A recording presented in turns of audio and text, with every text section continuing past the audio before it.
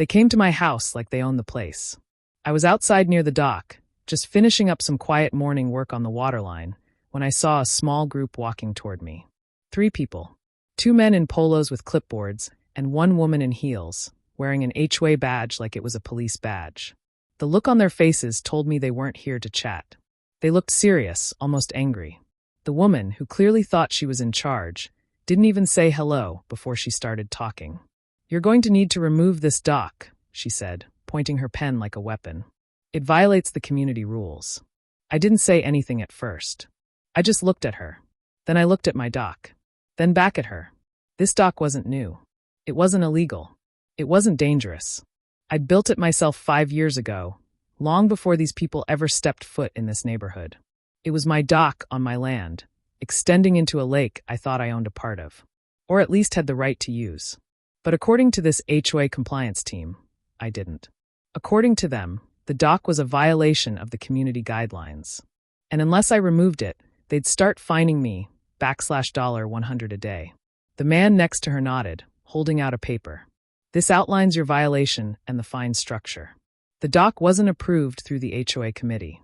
You'll need to submit removal confirmation within 10 days. I didn't take the paper. Instead, I said one sentence that threw them off completely. "You're telling me to remove my dock from a lake I legally control?" Now all 3 of them blinked. The lady's expression changed. The clipboard guy lowered his hand. The 3rd one, who hadn't spoken yet, cleared his throat like he suddenly wanted to leave. Because here's the thing they didn't know. Not yet. They didn't know who I was.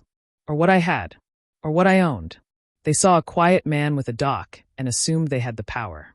That's the problem with these HOA types. They think showing up in khakis and printed rules gives them control. They assume everyone's just a clueless homeowner who'll bow to the paper trail. But I'm not just a homeowner. I'm something else entirely. I didn't yell. I didn't argue. I didn't show them any papers that day. I just stood there and watched them retreat, clearly unsure if they'd made a mistake. What they didn't realize was that the very water they were trying to control, the lake, the stream, even the little canal down by the bend, was all part of a land and water package I'd quietly acquired over the years. I didn't just buy property. I bought rights. Rights to water. Rights to flow. Rights to land beneath the surface.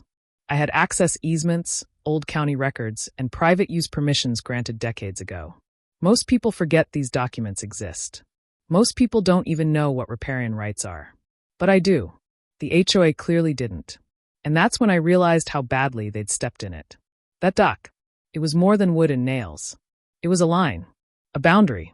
And they'd just crossed it, not knowing they were standing on ground I legally controlled, both under their feet and under the water they thought they managed. That was the moment this quiet disagreement turned into something else. Because now it wasn't about a dock. It was about power. And I wasn't going to hand mine over to some clipboard-carrying wannabe committee. They left that morning thinking they'd scared me, thinking I'd rushed to tear down what I'd built. But they had no idea what was coming next.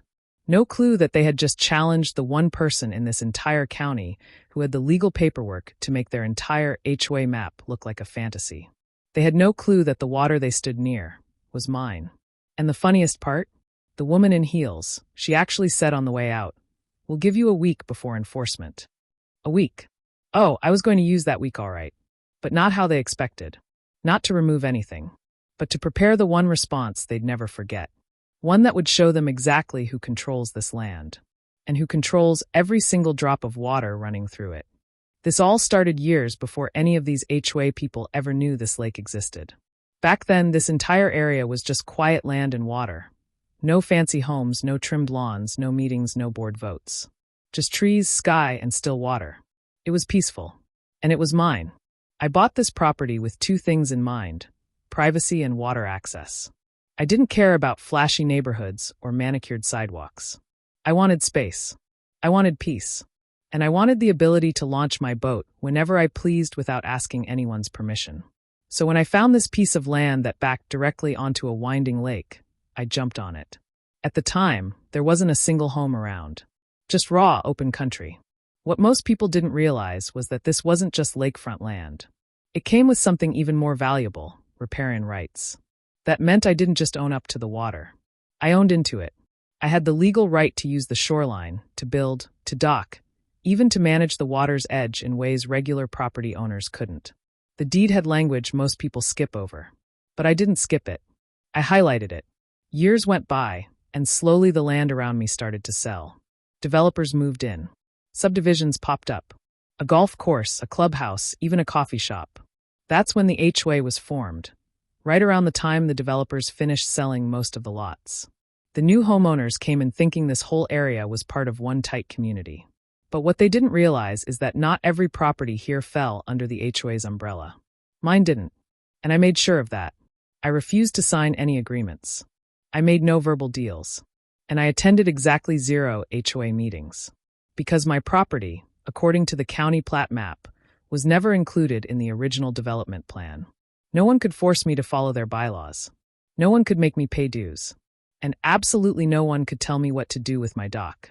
The funny part is, I wasn't trying to be difficult. I just liked being left alone. I maintained my land, I paid my taxes, and I never once bothered my neighbors. Over time, they built their homes further and further down the shoreline. Some were friendly. Most kept to themselves. But the HOA slowly grew more confident. They got used to making the rules. Used to controlling things. Used to people saying yes when they made demands. But they never really looked at the map. They never realized that the inlet, the dock, the small canal they kept pointing to in their little enforcement letters. It was all on a private tract of land. My tract. Separate from their jurisdiction. Not listed under any HOA covenant. And more than that, I held paperwork most people don't even know how to get. About 10 years ago, I found out that a local water authority was auctioning off old, forgotten land use licenses. These weren't for development. These were for water management, conservation, even commercial fishing rights. Most of them were just pieces of paper that gave access to small, narrow channels that nobody cared about. But buried in that list was a license for this lake. And not just a small portion, nearly the entire body of water, minus a few marked public access points. I bought it. Quietly. No one noticed. Because no one cared back then. But now they care. Now that they see docks popping up. Now that they want to regulate boat traffic. Now that homeowners are filing complaints about too many canoes or fishing noise. Suddenly, they care very much. They assumed the lake belonged to them. They assumed wrong. When the HOA reps showed up that day, demanding I remove my dock, they didn't know I owned the water rights they were standing beside. They didn't know I had maps, deeds, and access agreements signed by the county itself. They thought I was just some guy with a wooden platform sticking out too far. But I'm not just some guy. I'm the legal controller of nearly every waterway in this entire county, and I didn't get that way by accident. I read every line. I followed every rule. And I never once signed over my freedom to a neighborhood committee. The more I thought about it, the more I realized how deep this misunderstanding ran. They weren't just mistaken. They were completely out of their depth. It was the following weekend when they came back, this time with even more people. 4 of them now. Same woman in heels, but now she had a folder instead of just a clipboard. Alongside her were 2 board members I'd never seen before and a younger guy with a camera hanging around his neck like he was on assignment. They walked with that HOA confidence. Like they already had the outcome decided before they even knocked on my gate. I was sitting on the dock, legs dangling over the edge, sipping coffee like I didn't have a care in the world. But the moment I saw them, I knew they were here to push things further. And sure enough, the moment they reached the gate, the woman spoke loud enough for the entire lake to hear. "Sir, you are in direct violation of Article 4, Section B of the HOA's Shoreline Maintenance Policy. You've been notified, and we're here today to issue your final warning." Final warning? I actually laughed. I stood up, brushed off my jeans, and walked up to the fence, calm as ever. Final warning for what exactly? She flipped open the folder like it was a courtroom drama.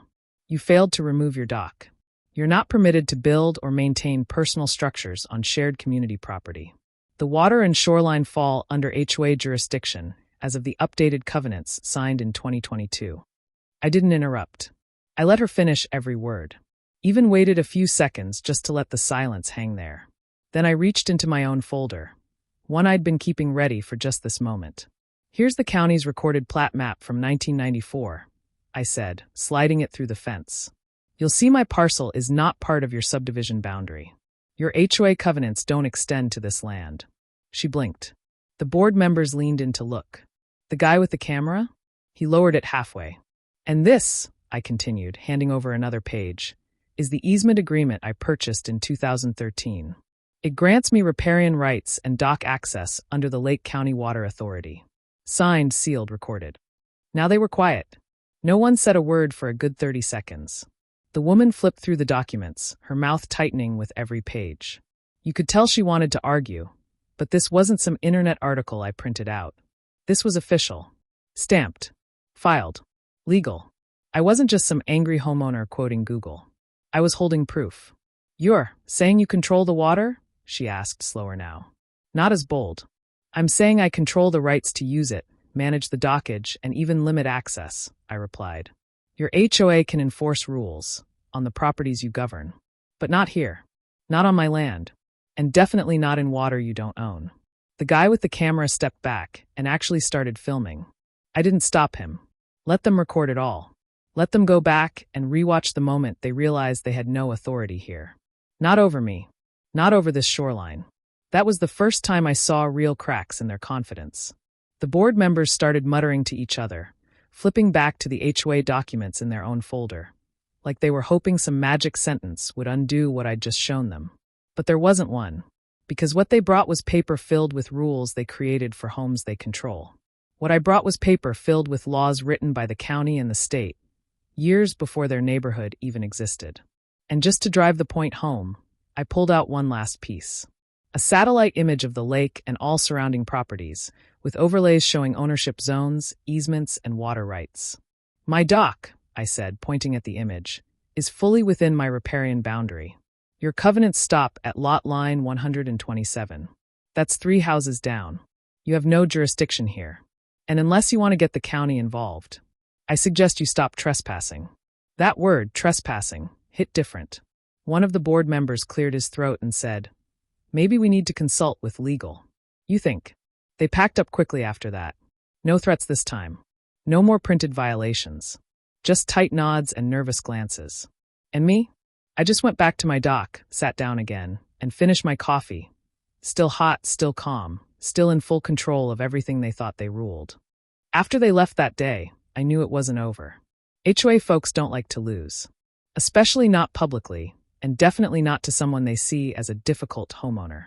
I could almost feel it coming, the emails, the complaints, maybe even another visit. And I was right. 2 days later, I got a letter taped to my mailbox. Not mailed. Not delivered by a courier. Just taped on like some angry teenager had left it during the night. The letter wasn't from the HOA directly this time. It was from their attorney. At least, that's what the letterhead claimed. It accused me of interfering with community standards, failing to comply with shared access rules, and undermining neighborhood cohesion. Big words for people who couldn't tell a deed from a napkin. They were doubling down now, trying to make it sound official, like I was in real trouble. But all I saw was desperation. Still, I didn't ignore it. I took that letter straight to my attorney. A real one I'd known for years. The guy that helped me review every water rights document before I bought this place. He looked it over, chuckled, and said, "This is fluff. They're posturing." But then he added something that made me smile. "Want to respond?" Oh yes, I did. The next day, we drafted a reply on official letterhead. A full legal breakdown of my property boundaries, riparian rights, and the limitations of HOA authority outside of its designated jurisdiction. We included copies of the plat map, my easement records, water usage permits, and even a historic land use summary proving that the lake had never been designated as community-owned. Not once. Not ever. Then we ended the letter with a quiet little warning. Asterisk, any continued attempt to assert control over land or water outside HOA jurisdiction may be considered harassment, and further trespassing by HOA board members may result in legal action. Asterisk. We sent it certified. And after that, everything got very quiet. No more visits. No more clipboard warriors. Not even a passive-aggressive newsletter left in my driveway. The silence was almost suspicious. But it didn't last long. Because next came the sneaky stuff. One morning I walked out to my dock and saw a small orange flag stuck into the dirt nearby. A tiny little survey marker. Not official. Just something a landscaper might use to mark sprinklers. But it wasn't there the day before. I checked the shoreline. 2 more flags. All lined up like someone was trying to redraw a boundary, without actually saying anything. I laughed out loud. Then I went back inside, pulled out my own laminated property map, and marched right back down to the dock. One by one, I pulled up those little flags and dropped them in a bag. Then I placed a bright red sign right at the start of my dock. Private property. Do not enter. Legal water rights enforced. And just for good measure, I installed a trail cam. Turns out, that was a smart move. A few days later, the camera caught a man walking along the shore at 6:13 a.m. He was holding a tape measure and wearing an HOA volunteer vest. He didn't get far, just paced around for a bit, looked confused, then turned back. But the footage was clear. I sent it straight to the HOA email. No message, no explanation. Just the video file. They never replied. I could tell by now they were running out of ideas. They'd tried intimidation. They tried paperwork. They tried pretending the land was theirs. But it wasn't. And every attempt just made them look weaker. The truth was, they were used to people folding. Most homeowners don't know what's in their deeds. Most don't want to fight. And most never expect to have more power than the HOA. But I wasn't most people. I knew every inch of my land. I knew where my rights started and where theirs stopped. What really drove them crazy, I think, wasn't just that I said no. It was that I could say no. Legally. With proof. And I didn't need to raise my voice or cause a scene. I just had to stand still, while they slowly realized they were pushing against a wall that wasn't going to move. And every time they tried something new, they only proved how little control they actually had. After they left that day, I knew it wasn't over. HOA folks don't like to lose. Especially not publicly, and definitely not to someone they see as a difficult homeowner. I could almost feel it coming, the emails, the complaints, maybe even another visit. And I was right. 2 days later, I got a letter taped to my mailbox. Not mailed. Not delivered by a courier. Just taped on like some angry teenager had left it during the night.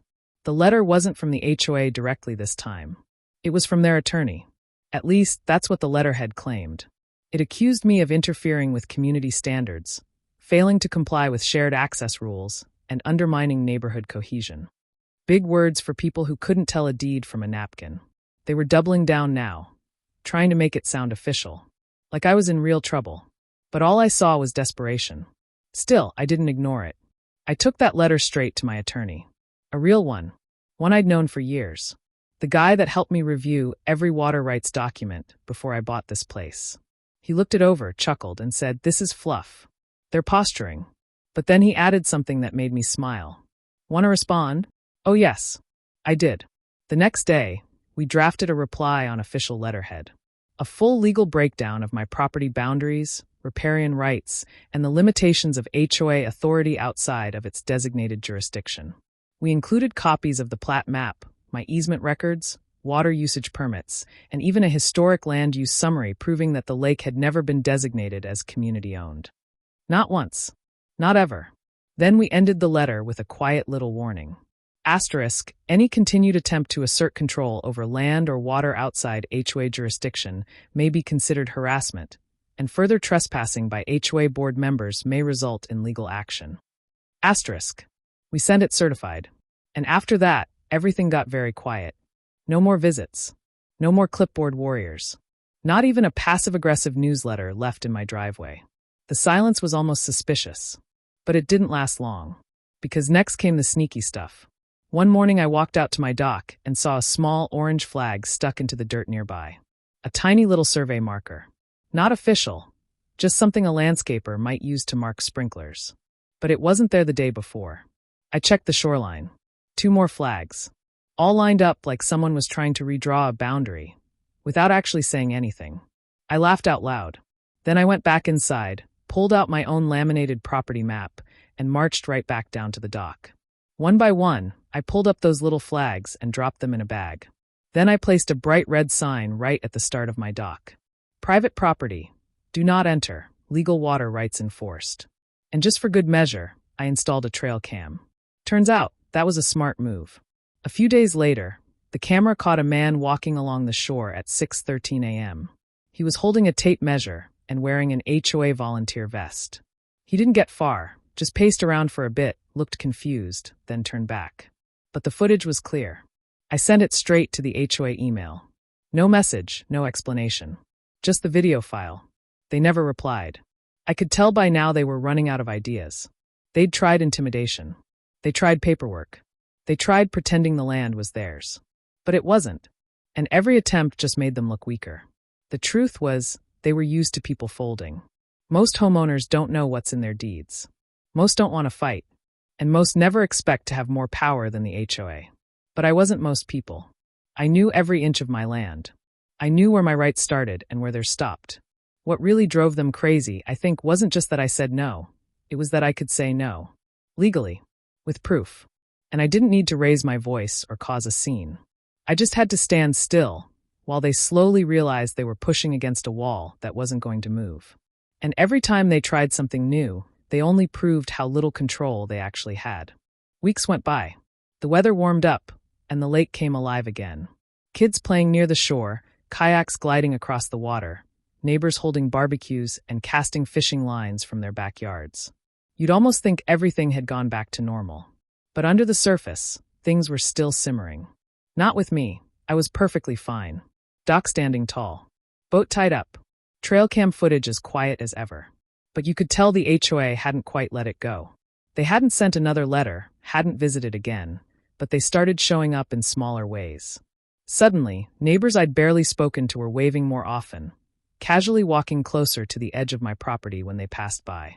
A couple even tried to make small talk, asking harmless questions like, "How's the water level this year?" Or, "You think the county will do anything about the algae on the north end?" I knew what they were really asking. They wanted to know how much control I really had. What I could actually do with it. I didn't mind. Let them wonder. Then one afternoon, something strange happened. I was checking my mailbox, and there was a flyer. Not from the HOA. From a local realtor. It had a smiling woman on the front and bold letters that read, "Dream waterfront lots, coming soon." And under it, a mock-up image of new houses built along the far edge of the lake. Right on the waterline. That was a red flag. I took the flyer inside, scanned it, and started digging. Turned out a developer had partnered with someone in the HOA board to start planning a second phase of the neighborhood. And the kicker? They were advertising shared dock access as a selling point. Shared. On my lake. Now it made sense why they were pushing so hard a few weeks back. They weren't just trying to bully me about a dock. They were trying to clean up their image, make the lake look like it was fully under their control. That way, they could promise future buyers easy access. Probably charge extra, too. But there was one major problem. They didn't own the water. They never had. And now that they were publicly marketing it like they did, that crossed a new line. I called my lawyer again. Told him what I found. He didn't hesitate. "Time to go on offense," he said. We drafted a cease and desist letter addressed to both the HOA and the real estate company. We attached every single document again: property line proof, riparian rights, water access permits, county maps. But this time we added something extra. A formal statement warning against false advertising, misleading sales claims, and unauthorized use of private water rights in promotional materials. And just for fun, we CC'd the county zoning board and the local press. Within 72 hours, the flyers stopped.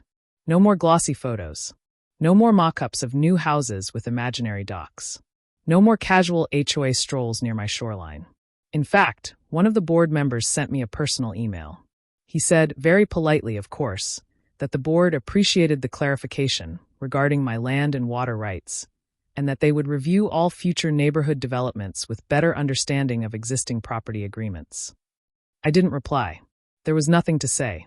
By now, the HOA knew exactly where their authority ended. They finally understood that not every inch of this lake was theirs to rule. And more importantly, they knew I wasn't afraid to defend what was mine. But the story didn't end there. Because something unexpected happened after all that pushback stopped. Neighbors started showing up, not with complaints, but with curiosity. One guy asked if I'd help him figure out if his shoreline had riparian rights too. Another family down the street wanted to know how to get access to historic water maps. Someone else just wanted to borrow my old plat map to settle a boundary line issue. And I helped them. Because the truth is, I never wanted to keep everything to myself. I just wanted to be respected. To be left alone when I was within my rights. And to remind the people walking around with clipboards that ownership means something. That laws and boundaries aren't just lines on paper. They're protection from exactly this kind of overreach. The strangest part of it all wasn't the confrontation.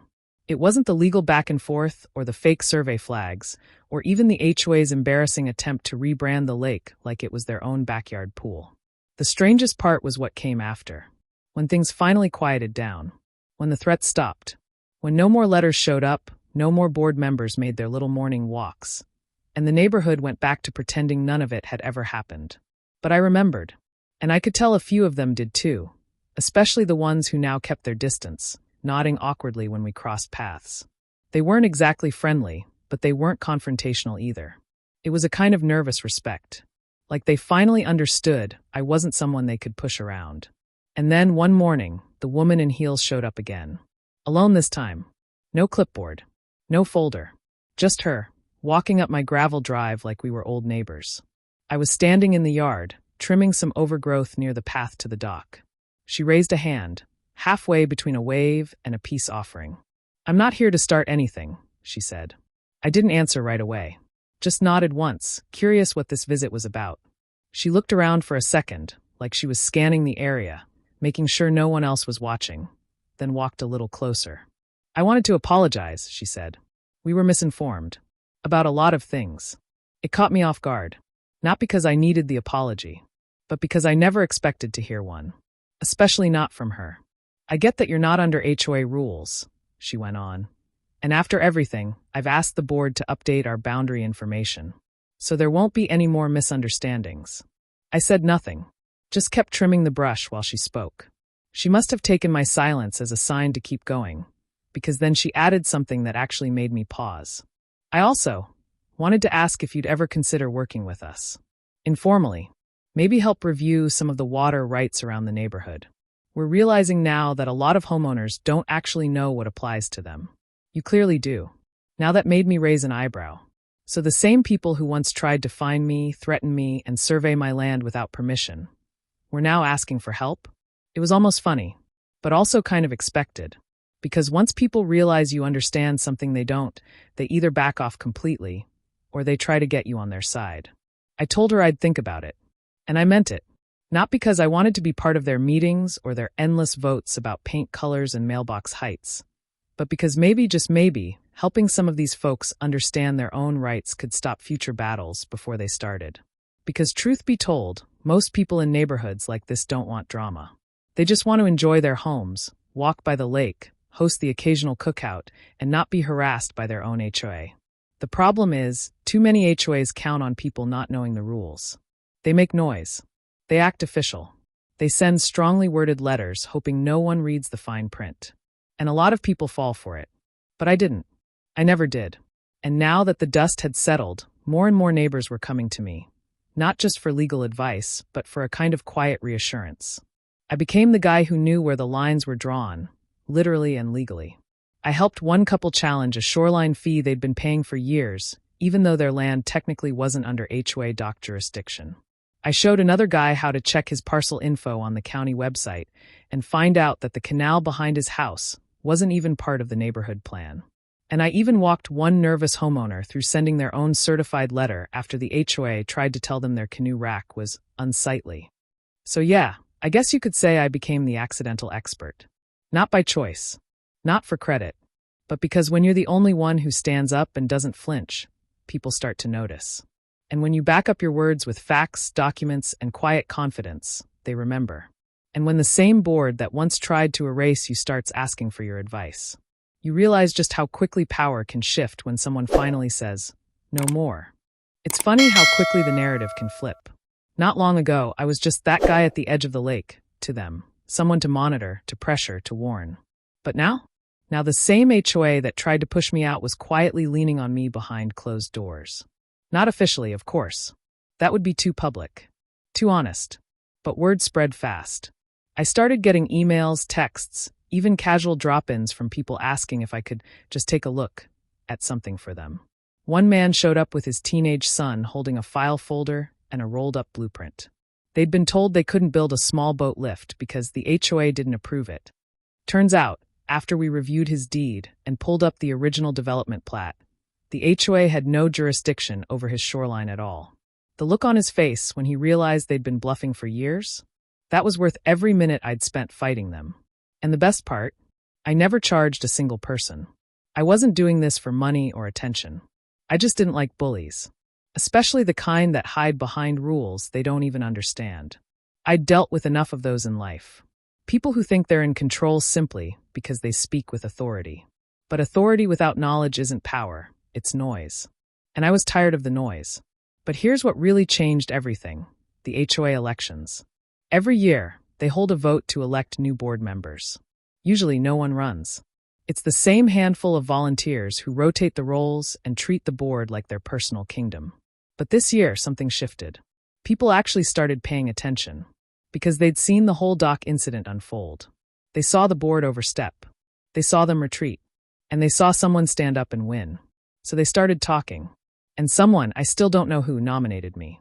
I found out when I got the little ballot form in the mail and saw my name printed right there alongside 3 of the current board members. I laughed when I saw it. At first, I had no intention of accepting. But then I thought about all the homeowners who had come to me, quietly, scared to speak up. People who had paid fines they didn't know. People who just wanted to enjoy their homes in peace. Maybe it was time someone with a backbone and a copy of the actual county plat map sat at the table. So I accepted. And the result? I won. By a landslide. I was now on the board of the very HOA that had once tried to force me to tear down my dock. You could feel the awkwardness during the first meeting. The same people who had threatened me with letters were now sitting beside me, suddenly careful with their words. They didn't know how to handle it. They'd built their influence on years of unchallenged control. And now there was someone sitting across the table who actually knew the rules. At that first meeting, when someone tried to propose a motion to increase shoreline regulations, I simply asked, "On whose authority?" And the room went dead quiet. No one answered. Because they couldn't. Because they didn't know. And because now, someone was holding them accountable. It wasn't about revenge. I didn't want to get back at anyone. What I wanted, what I'd always wanted, was fairness. For people to live without being harassed. For rules to be enforced properly, not invented on the spot to suit a personal agenda. I wasn't there to burn the system down. I was there to clean it up. And slowly it started to happen. The fake warnings stopped. The sketchy rule changes were challenged. And the homeowners? They started showing up to meetings for the first time in years. Real questions. Real voices. People waking up to the fact that they weren't powerless after all. All it took was one dock. One stand. One person willing to say, "No, I know my rights." And when people see that you won't back down, not with pressure, not with threats, not with politics, they realize they don't have to either. It all felt surreal sometimes. How one little wooden dock started a ripple that changed an entire neighborhood. I still walked out to that dock almost every morning. Same cup of coffee. Same quiet water. But now it wasn't just mine in a legal sense. It had become a symbol, in a way. Not just of ownership, but of standing your ground when no one expects you to. Some mornings, I'd catch a few neighbors walking their dogs nearby. They'd wave, sometimes stop to chat, sometimes just smile and keep going. The tone was different now. It wasn't forced. It wasn't tense. There was a sort of quiet understanding between us. They knew what happened. They knew how close we all came to being steamrolled by a group of people who confused paperwork with power. And what amazed me more than anything was how quickly people started waking up once the truth cracked through. You could feel it in the way homeowners carried themselves. No longer nervous when a board member walked by. No longer whispering complaints and shrugging like nothing could change. Now they asked questions. They requested copies of their plats. They started reading what they were signing. It was like the fog had lifted. I remember one older gentleman, lived 3 houses down, quiet guy, always kept to himself. He came by one afternoon with a box full of HOA letters he'd saved over the years. "They fine me every year for trimming my trees," he said. Claimed I was violating some visibility rule. Turns out that rule didn't even apply to my lot. He wasn't angry when he said it. Just tired. But then he smiled and added, "I wish I'd spoken up sooner." That stuck with me. Because for every person like me who pushes back, there are dozens who stay silent. Either because they're unsure or afraid, or just too worn down to fight. And that's exactly the kind of environment HOAs count on. They thrive on silence. On obedience without question. On people not knowing they actually do have the right to say no. That's why I stayed on the board. Even when it got frustrating. Even when the meetings dragged on. Even when some members still tried to sneak little amendments into the minutes. I stayed because I'd seen what happens when no one challenges the system. And I wasn't going to let that happen again. Not on my watch, not on this land, and definitely not around this lake. Over time, things balanced out. Rules got clarified. Homeowners were given actual answers instead of vague threats. New buyers were properly informed about what parts of the property were under HOA control and what weren't. The realtor flyers? They came back eventually, but this time with corrected maps and honest language. No more false promises of shared dock access on my water. And maybe the most surprising thing of all? The lake started bringing people together instead of dividing them. A group of neighbors started organizing weekend cleanup days. Someone donated a few benches to install near the trail. A local artist painted a sign reminding visitors to respect the shoreline and keep the area clean. Nobody asked the HOA for permission. They just did it. And the board didn't object. Because by now, even they knew, this place worked better when people worked together, not under the thumb of a rulebook written in a conference room. That was the biggest shift of all. People stopped being afraid. Not because they became rebels, but because they learned something most neighborhoods forget. Asterisk your voice matters more than their paperwork if you're willing to stand behind it. Asterisk. I didn't win because I shouted the loudest. I won because I knew the truth. I knew the land. I knew the law. And I wasn't scared to bring it to the table when the time came. And you know what? That dock. Still standing. Never moved. Never altered. No permission slips. No fines. No more uninvited visitors holding clipboards and false authority. Just wood and water, and peace. The way it was always meant to be. One afternoon, I got a knock at the door. Not a neighbor this time. Someone in a pressed shirt with a clipboard tucked under his arm. The kind of guy who talks before you even open the screen. He introduced himself as a consultant, working on a community improvement project in partnership with the HOA. I just stood there listening, sipping my coffee. I didn't say a word. Not yet. He went on about how the HOA was considering revitalizing the lakefront, upgraded walkways, rental docks, even a clubhouse built right on the shoreline. He had slides. Proposals. Wouldn't you love to see this area become a premium destination? He asked, as if that would be my dream. As if I hadn't spent the last year undoing the chaos caused by that exact mindset. I finally interrupted him with a simple question. Whose land are you planning to build on? He blinked. Fumbled. Checked the sheet in front of him. Well, the HOA assumed. There's your problem, I said and stepped outside. You assumed. And you never asked. That little moment became a pattern. People still tried to push things. Still thought they could stretch the truth or bulldoze their plans forward just because they had a logo on a letterhead. But the difference now? They hit a wall every time they did. A solid one. Built from facts, records, and a very public understanding that I wasn't just some guy with a dock anymore. I had become the unofficial line in the sand. If you were trying to do something shady near this water, you were going to run into me. It wasn't long before others followed my lead. One homeowner started digging into water rights tied to his side of the lake. Turned out his property had a spring running through it that the HOA was counting on for irrigation, but they'd never secured permission. Another neighbor found that her lot had been misclassified as common land for years. Thanks to a filing error no one bothered to fix because it suited the board's narrative. Together, we helped her clear the record and reclaim her title. It kept happening, like dominoes falling, one after another.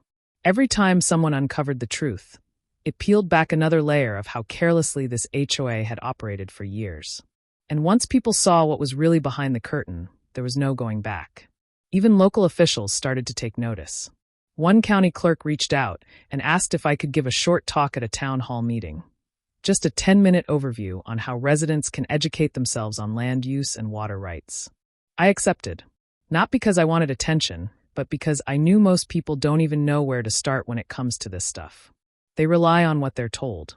And if what they're told is wrong, they never find out until it's too late. That meeting was packed.